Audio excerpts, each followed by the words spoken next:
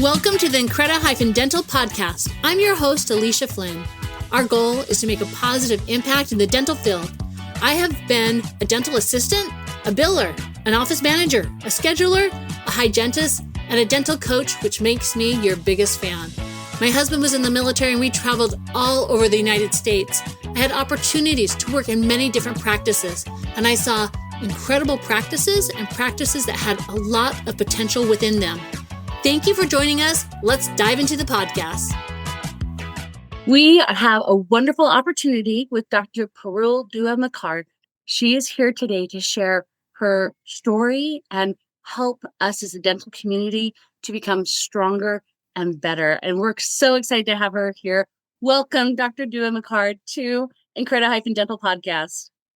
Oh, thank you so much for having me, Alicia. It's a pleasure to be here. We're excited to jump into this. Now, April is Oral Cancer Awareness Month, and that is particularly why we invited Dr. Dua Makkar today to be with us. So I'm going to let you dive into some of the story of what you have to share to help us in the dental community. Sure. Yes, April is Oral Cancer Month, and this is a cancer that's been increasing, and we as dental professionals are like at the forefront from diagnosing it. But what got me into being an advocate for screenings and for education was the loss of my brother. He was my younger brother who had followed my footsteps into dentistry, and he was 30, just turned 33 at the time of diagnosis and 34 at the time of death. And unfortunately, it was due to an advanced stage of squamous cell carcinoma with a late diagnosis, which led to, metastasis and reoccurrence and then eventually death. So I couldn't change the narrative of Manu, but I can change the narrative going forward. And so this is why, I'm all about bringing that awareness and bringing it to the forefront.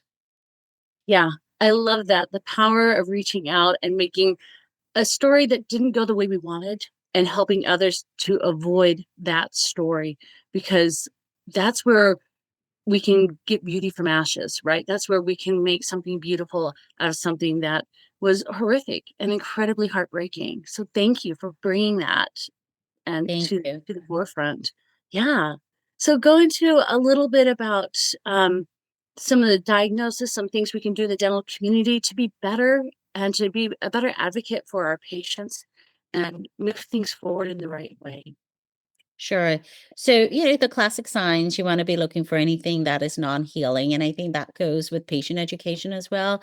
One of the biggest misconceptions can be that, what do you mean I have a lesion that hasn't healed, right?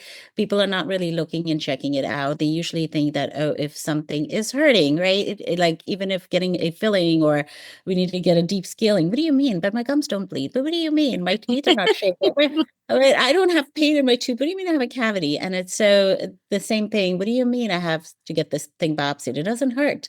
Well, that's the thing. Cancer doesn't necessarily have to hurt. It's just a persistent lesion. So whether you notice it on your patient or the patient is aware of it and brings it to your attention. So, asking your patient those questions like, has anything changed? Do you notice anything different in your mouth?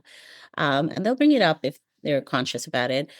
Checking posterior areas, checking underneath the tongue, like doing a full comprehensive exam at every visit. It doesn't take long. It takes a couple of minutes.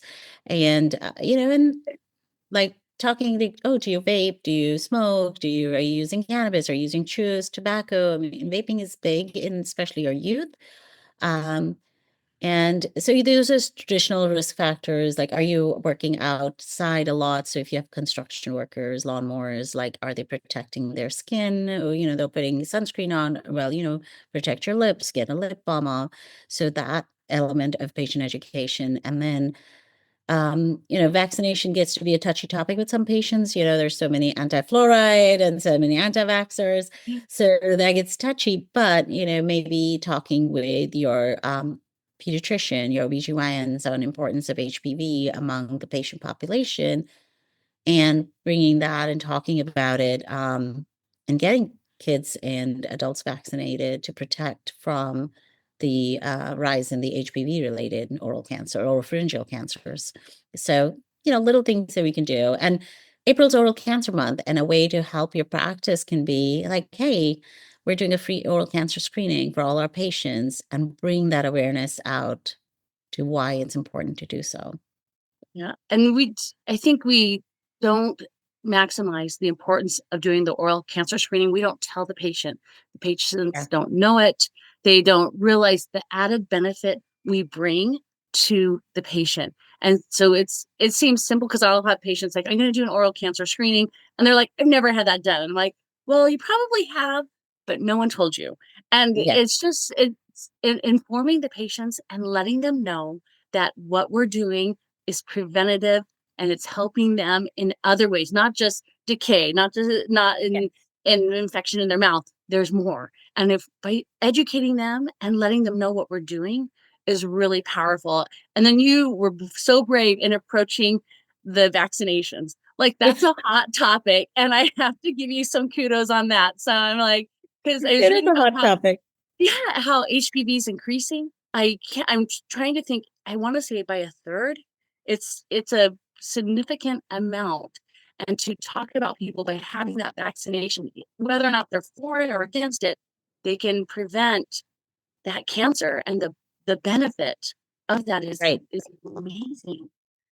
You know, I was at my OBGYN's the other day, and I looked at their medical form, and there is a checkoff box, HPV vaccine. Have you had it on? And that might be something that we as dental professionals need to do on our medical forms, is to add that HPV vaccine. Have you gotten it and on? And, you know, or I am, you know, like against a vaccine, maybe have a column for it so we don't need to discuss it. Or would you like to talk about it, you know, and what it is? Yeah. And that's a form of like, okay, should we open the door or not? Because I get it, there everybody has different beliefs, and we have to be respectful of that. But at the same time, it's on us to educate our patients. So it's it's a touchy topic, but you're right. We have to tell our patients what we're doing and why, because you know, as it is, we're so close in their space, in their personal space to begin with. We're all up in their, you know, down their throat, checking on the out, rotating, palpating. And so, yeah, it's like, oh, you know, you're getting an intensive exam here. What are you doing, and why are you doing it? What's the importance of it? And, you know, and tell the patients, do you notice anything different? You know, trouble swallowing, constant coughing? Is there anything that you feel that's unilateral, like on one side of the body, not the other? Any lumps and bumps? You know, little questions to ask your patients. Yeah.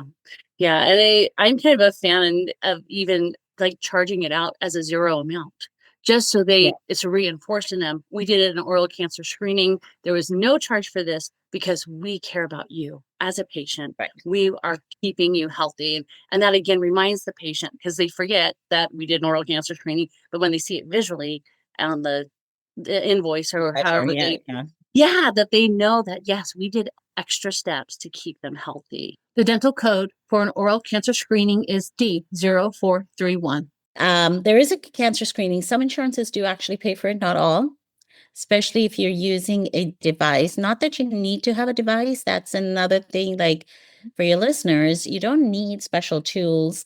Anything that you do, you're screening. You cannot actually diagnose at this point. There is no FDA approved diagnosis for an oral cancer if you see a lesion. So you can use the fluorescent lights, you can use salivary tests, you can do a whole bunch of things. But they're just adjuncts. They're great tools for education. Like, oh, yes, I see, like, for example, the lights. I see something that looks abnormal, but it's any abnormal tissue. So even in the time of inflammation, it will show up as abnormal. A geographic tongue will look abnormal, you know?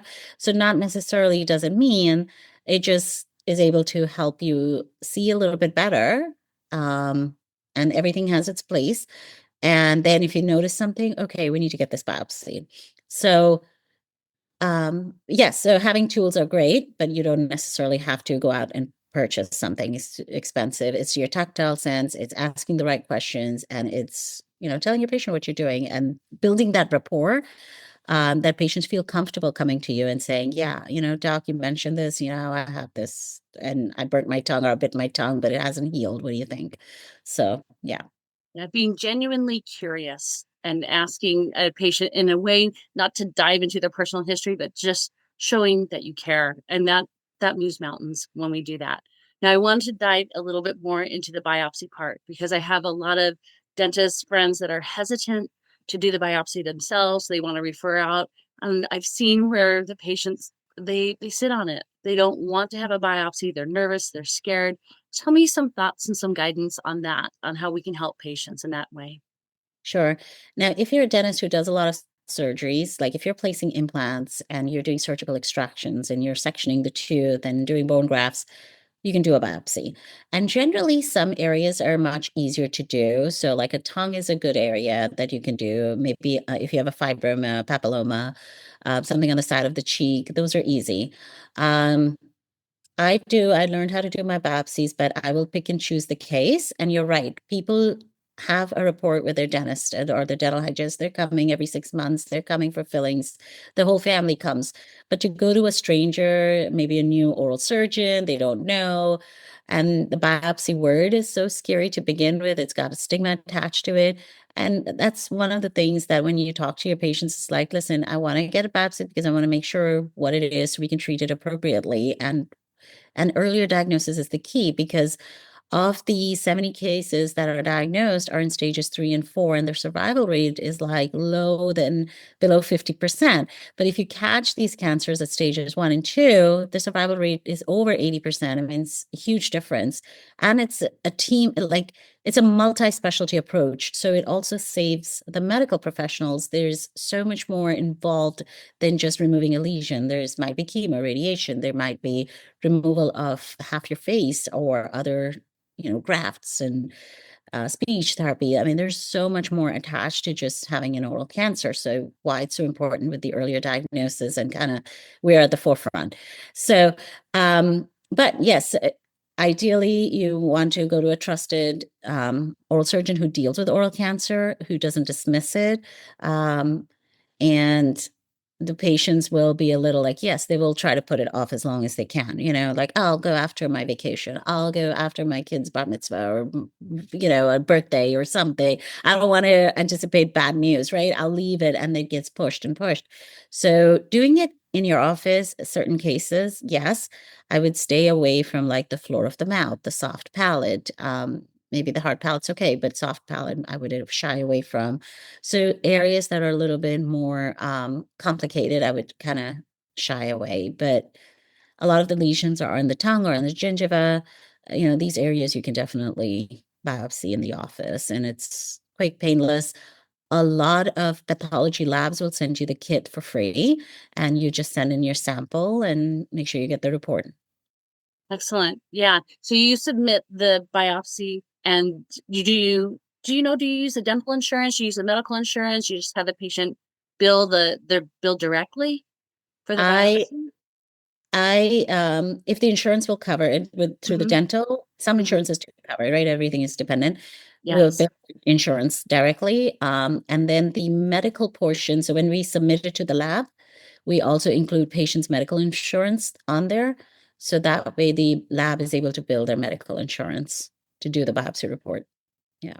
No, that's amazing. Because the easier we make it for the patient, the more likely they will move forward. I can't tell you how many patients I asked, "Did you go see the endodontist for that tooth we recommended a root canal?" And it's been 6 months, and they're like, "Oh yeah, I totally forgot," or "I know, I put it off." Like we being preventative, even when it's scary, is it can save a life. And we need to be brave in being pushy and maybe even risk offending a patient and saying, Yeah. we really need you to get this looked at because I care about you. And when we Exactly. come from that place of care, we're going to win more than lose. And that's really important. So did you do any extra training with your to get more comfortable with doing biopsies? And tell me a little Yeah. bit about that because that's worth knowing. So I'm in New York, and there was a course. It was actually an all day or all afternoon. It was an all day symposium on oral cancer at the Greater New York Dental Meeting that's held out in New York City. So the morning session was like a panel with different oral surgeons and pathologists and people who do surgeries on oral cancer. And then the second half was, how to do a biopsy, and then actually using pig, what's the right word that I'm looking for? A jaw, the pig jaws that they have that you use, and we did surgeries on them, and to do little stitches to remove lesions, and yeah. So we did do a hands-on portion and learn about it. Yeah. Now, I think hands-on portion, the data form is so important. If it's not a patient, like it gives you confidence to be more comfortable. So Right. since you've done that, how often can you give me an estimate? How often are you doing biopsies? Because I know you're definitely coming from a very more preventative stance than you Yeah. probably did earlier in your career. How often are you finding this, doing biopsies, and how has it helped you, but not only, but your patients? Like, what's the full circle? I do them maybe one every other month. I'm a little bit more cautious. Like I'm like, okay, this is something we need to do a biopsy on. People are usually very receptive to. They're like, yeah. I'm like, oh, you're coming for your next cleaning. When you're coming, we're going to do a biopsy at the same visit. And like I have a patient who has a lesion on his gingiva, and as well as on the side of his cheek, and we've been biopsying it. And that's the other thing. 80% of your leukoplakias are going to come out benign. There's nothing there. But that doesn't mean that we need to not do them. There are certain things that will progress, or there are certain sites that you will catch when they are carcinoma in situ before they become cancerous. And the point is to catch them before. Sometimes lesions, the white prolonged, the PVLs, they'll stay on and they'll become cancerous within a matter of 8 years. Like it's a long period. But that's why, even though you will have a lesion that has come out benign, you'd still need to follow up if it's still persistent in a 6 month or in a year. Oh, So, good to know. Really good to know. so yeah, so I still will monitor these lesions because, again, it's painless. It's there. Yes, we have biopsied in a year. I'll follow up, and especially if it hasn't grown in size, I'll wait for the year. But if I notice a big change, and this is another thing, document, take pictures, so you have something to compare it, so you can show your patient, like, hey, this is what it looked like. Now it's grown, or no, it's still the same. Use your periodontal probe to measure what the size of the lesion is, and document it. And so you know what you're looking at, and you can share it with your surgeon No, that no, this is what I saw. fabulous. Yeah, fabulous information. I love it. Well, Dr. McCard, tell me, do any other continuing education that you recommend for the dental community to help them be better armed for their patients? Sure. There are lots of courses out there, pathology or oral surgery, but I'm going to toot my own horn a little bit. I created the DUA Good Job, the DUA Good Job. And the reason why I created this was because I felt like there was just bits and pieces everywhere. It wasn't a place where it brings everything together, because oral cancer is such a multi-dimensional cancer. It's not just, oh yeah, off you go, and get the surgery done. Well, patients with any cancer treatment need a dental clearance, because especially if they're getting head and neck radiation, there's a risk for osteoradionecrosis. And that's something for life that they're at risk for if they've had head and neck. There is changes in their saliva. They're going to be at a higher risk for cavities, for other, they're going to have trouble swallowing. They may have issues with their muscles, and, especially in the neck region. So they're going to have issues swallowing. They're going to need physical therapy. They're going to need PT. They're going to need how to take care if they've had parts of their face missing. They may have limited opening, trismus. They may develop bacterial infections, fungal infections, because they're immunocompromised. So there's so many factors to just having a cancer diagnosis that, as a dental professional, you need to be aware and know what to do in those cases. And it's emotionally taxing for the patient, for the person who's taking care of them, and you as their doctor or as their hygienist. So I brought along this course because I wanted to go from diagnosis to survivorship. What do you do from the point of knowing what it is to what and then continue. So there are like 11 modules to this, and it's an online course with CEs for dentists that, there's early registration open, and people can sign on at any time, and it'll be a webinar online. So view it on your own schedule. That is so nice. Now, can a hygienist also get CEs for this as well? Oh, Yes, amazing. yes, Perfect. absolutely. Perfect. I want Yeah. them for dental hygienists, for assistants, for dental professionals, anybody in the dental field, but it's for all healthcare professionals because I think it's so important for Yeah. everyone. Now, is this something that they can purchase where they can share it with the whole team, or is it individual? To get CEs, individual. Individual. Okay. Yes, All right. if they want to Yeah. get their Cs, then yes, Mhm. it has to be because it goes. But if they purchase and then they just want to get it for the information, then one for the team to Yeah, learn that. you brought up so many aspects of after treatment from cancer that I forget to remember to follow up on. I'm pretty good about xerostomia and swallowing, but the speech therapy, the occupational therapy, all those many facets that fall within that and that have value, and they show the patients how much the dental industry is a complement to the medical industry, but the whole body, and helping them see, because they see the dentist way more than they see their regular doctor, or at least I know I do, but don't tell my doctor. But anyway, but it's true that they see the dentist more, and that Yeah, if we can help our patients and we can help have them have a better quality of life and a better quantity of life, everyone wins. And yeah. taking that opportunity to educate our team and our patients speaks volume of who we are. So, yeah, thank you so much for sharing this information. In closing, anything you want to share? Um, yeah, I'll share the links. There's a free ebook Yes. on oral cancer, which if your listeners would like, I can I'll share you with the links. And then Manu on his my brother on his last few months of life, he wrote a series of blogs that became a book that he wanted to be published and published posthumously. And that got featured by American, Canadian, and British dental journals. So it's a great book and an insight to life, knowing that tomorrow is not promised, which it isn't to any one of us. So, for your listeners to live your best life doing, what your heart desires and know that you are powerful beyond measure. Yeah. I read the book. It's called Life Interrupted, and it is a great read. And it hits some soul searching moments of like, what do I fear? What do I value? What is my core?